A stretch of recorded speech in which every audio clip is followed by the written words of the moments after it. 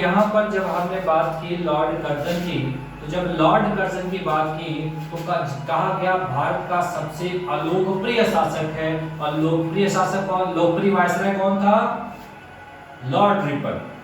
Lord Ripon लोकप्रिय viceroy था। और जब अलोकप्रिय वायसराय की बात करते तो कौन है? Lord Curzon. इसकी बहुत सी नीतियां अच्छी थी, जैसे अभी हमने कहा पुलिस विभाग की स्थापना की, सीआईडी की स्थापना की, विश्वविद्यालय आयोग की स्थापना की, सिंचाई आयोग का गठन किया। लेकिन इसकी एक सबसे बड़ी गलती क्या थी? 1905 में क्या था? बंगाल विभाजन। 1905 में क्या था? बंगाल विभाजन। अब जब हम बात कर रहे हैं बंगाल विभाजन, तो अगर हम बात करें कि उस समय बंगाल में क्या क्या सम्मिलित था, तो ये वाला जो क्षेत्र था ये पूरा क्या कहा जाता था? बंगाल क्षेत्र था। अर्थात हम बंगाल में बात करें तो बंगाल में क्या क्या सम्मिलित था? तो एक तो बांग्लादेश था, और बांग्लादेश के अलावा क्या था बताइएगा? बांग्लादेश था, क्या था? उड़ीसा था, और क्या था? बिहार था। उड़ीसा था, बिहार था, और पश्चिम बंगाल भी इसी के अंतर्गत सम्मिलित था। इस सम्मिलित रूप से क्या कहलाता था? बंगाल कहलाता था। अब यहाँ पर जो इससे पूर्व के वायसराय हुआ करते थे वो मुख्य रूप से कहते थे कि बंगाल एक बड़ा क्षेत्र है जिसके अंतर्गत इस बंगाल पर प्रशासन कर पाना या इसकी शासन व्यवस्था को देख पाना इतना आसान नहीं है। तो मुख्य रूप से ऐसा तर्क दिया गया कि यहाँ पर जब वायसराय से पूछा गया कि आखिर वह इस बंगाल का विभाजन क्यों करना चाहते हैं, तो उन्होंने क्या कहा कि भाई ये बहुत बड़ा विशाल क्षेत्र है, तो इसमें प्रशासन कर पाना, अपनी नीतियों को इसके ऊपर लागू कर पाना इतना संभव आसान नहीं है, जिसके कारण इसका हम क्या करेंगे? विभाजन करेंगे।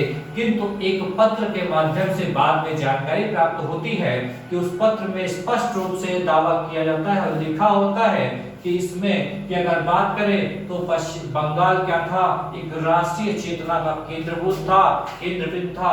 बहुत सारे क्रांतिकारी, बहुत सारे नेता इस भूमि से पैदा हो रहे थे, जिस कारण यहाँ पर लॉर्ड कर्जन ने बंगाल का विभाजन करने का निर्णय क्यों लिया? क्योंकि वो बंगाल में रहने वाले हिंदू मुस्लिमों के बीच में क्या करना डाल देते थे? दरार पैदा करना चाहते थे, दोनों को लड़ाना चाहते थे, जिस कारण वो क्या करना चाहते थे? बंगाल का विभाजन करना चाहते थे। अब यहाँ पर जब विभाजन की बात आती है तो लॉर्ड कर्जन साहब क्या करते हैं? लॉर्ड कर्जन साहब 20 जुलाई 1905 को कहते हैं कि हम बंगाल का विभाजन कर देंगे। बंगाल विभाजन का निर्णय लेते हैं लॉर्ड कर्जन। कब लेते हैं? 20 जुलाई 1905 को लॉर्ड कर्जन इसका निर्णय लेते हैं। और जब यह निर्णय लिया जाता है तो अब यहाँ पर भारतीयों के अंदर रोष उत्पन्न हो जाता है, और रोष उत्पन्न होते होते यहाँ पर क्या होता है? 7 अगस्त को इस विभाजन के विरोध में आंदोलन कर दिया जाता है, और कलकत्ता के टाउन हॉल में स्वदेशी आंदोलन की घोषणा कर दी जाती है। मतलब पूछा जाता है स्वदेशी आंदोलन की घोषणा कब की गई? तो 7 अगस्त को कलकत्ता के टाउन हॉल में स्वदेशी आंदोलन की घोषणा कर दी जाती है। और स्वदेशी आंदोलन को हम बाद में पढ़ेंगे, जिसमें हमें क्या करना है? विदेशी वस्तुओं का क्या करना है? बहिष्कार करना है। और ये वही स्वदेशी आंदोलन है जिसमें महिलाओं ने बढ़ चढ़कर हिस्सा लिया था। फिर 7 अगस्त के बाद बात आती है, फिर भी यहाँ पर विरोध के बाद भी अंग्रेज सचेत नहीं होते हैं, और आगे आकर क्या करते हैं? 16 अक्टूबर को क्या कर देते हैं? बंगाल विभाजन को प्रभावी रूप से लागू कर देते हैं। तो क्वेश्चन बन सकता है कि बंगाल विभाजन को कब लागू किया गया? तो बंगाल विभाजन को क्या कर दिया गया? 16 अक्टूबर 1905 को क्या कर दिया गया? लागू कर दिया गया। अब यहाँ पर जब 16 अक्टूबर 1905 की बात आती है तो इसी पश्चिम बंगाल में दरार डाल दी जाती है, और इस बंगाल को 2 भागों में तोड़ दिया जाता है। एक तरफ क्या है? एक तरफ है हमारा पूर्वी बंगाल, और एक तरफ क्या है? कौन सा? पश्चिमी बंगाल। अब यहाँ पर बात आई कि एक तरफ पूर्वी और पश्चिमी बंगाल, तो ऐसे क्या कारण पूर्वी और पश्चिमी बंगाल में आता है? तो जहां पर एक और हम पश्चिमी बंगाल की बात करते हैं और एक तरफ पूर्वी बंगाल की हम बात करेंगे। तो पहले अगर हम बात करें, तो अगर हम बात करें कि पूर्वी बंगाल की बात करें, तो पूर्वी बंगाल की बात करते हैं तो पूर्वी बंगाल में कौन कौन से क्षेत्र सम्मिलित थे? तो पूर्वी बंगाल में पूर्वी असम का क्षेत्र सम्मिलित था और पूर्वी बंगाल का बांग्लादेश का क्षेत्र सम्मिलित था, जिसकी जनसंख्या लगभग 3 करोड़ 10 लाख थी। कितनी? 3 करोड़ 10 लाख थी, जिसमें लगभग 1,80,000 मुस्लिम थे और 1,20,000 हिंदू थे। मतलब एक तरीके से हम कह लें जो पूर्वी बंगाल था वो कैसा था? मुस्लिम बाहुल्य क्षेत्र था, और जिसका अगर हम क्षेत्रफल की बात करेंगे तो जिसमें 10,000 क्या 1,06,000 लगभग 1,80,000 मुस्लिम थे और 1,20,000 हिंदू थे। ठीक है, ये पूर्वी बंगाल में, और जिसका मुख्यालय किसको बनाया गया? ढाका को मुख्यालय बनाया गया। कोई अंदाज नहीं है। पश्चिमी बंगाल की जब हम बात करते हैं तो पश्चिमी बंगाल में क्या है?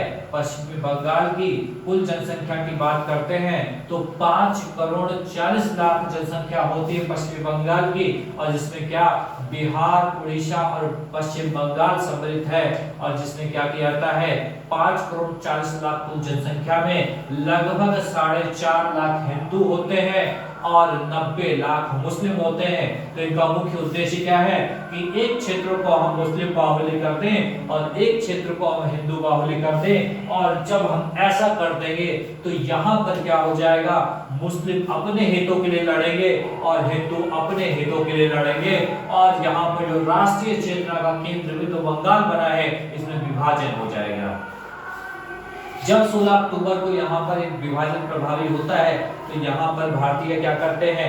भारतीय इसको राखी दिवस के रूप में मनाते हैं और एक दूसरे की कलाई पर क्या करते हैं? राखी बांधने का काम करते हैं। और राखी क्यों बांधते हैं? बताइए, राखी क्यों बांधते हैं? क्या बता रहे? हाँ, एक दूसरे को भाईचारे के लिए हाथ में राखी बांधते हैं। हाँ,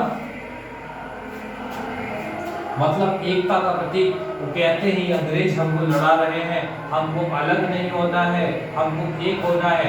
इसीलिए वो क्या करते हैं?